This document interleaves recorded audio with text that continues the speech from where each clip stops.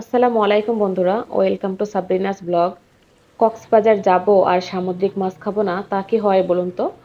তাই তো রাতের বেলায় চলে গিয়েছিলাম সামুদ্রিক মাছ ভাজা খাওয়ার জন্য।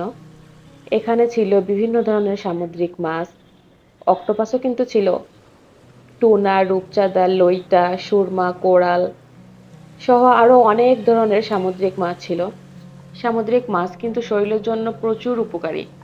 সামুদ্রিক মাছে প্রচুর পরিমাণে ভিটামিন, আয়োডিন এবং আমিষ থাকে, যেটা ছোট বাচ্চা এবং বয়স্কদের জন্য সবথেকে বেশি উপকারী। এই যে সামুদ্রিক কাঁকড়াগুলো দেখতে কত সুন্দর, মনে হচ্ছে যেন ডিজাইন করা।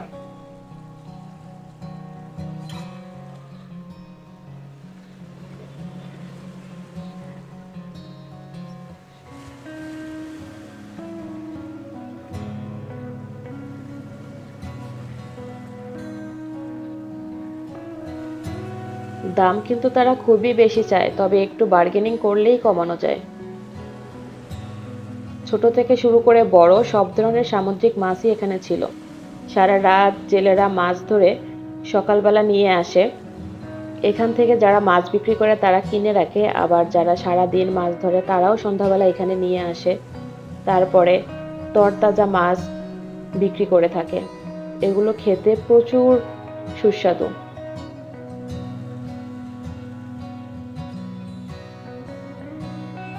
বারবিকিউ এবং ফ্রাই দুই ধরনের ব্যবস্থাই এখানে ছিল। যার যেটা পছন্দ সে সেটা খেতে পারবে।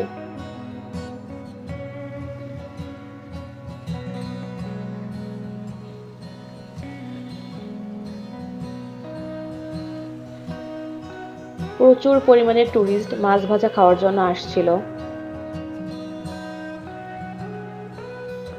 কক্সবাজার এসে সামুদ্রিক মাছের স্বাদ না নিয়ে ফিরে গেলে কি হয়?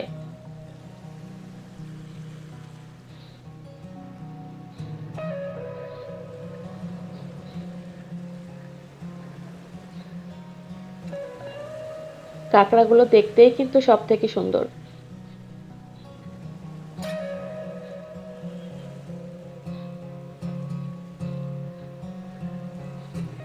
আমি আর আমার হাজবেন্ড দুইজন ছিলাম, তাই আমরা এই দুইটা মাছ নিয়েছিলাম প্রথম দিন, সুরমা আর রূপচাঁদা।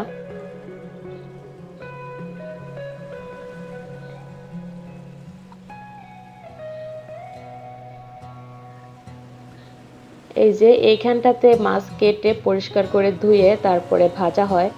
কেউ চাইলে বারবিকিউ করে নিতে পারবে।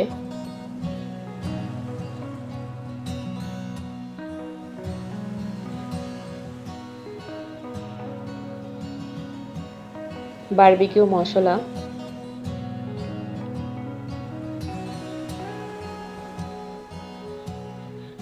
সকাল থেকে গভীর রাত পর্যন্তই কিন্তু এখানে চলে মাছ বেচা।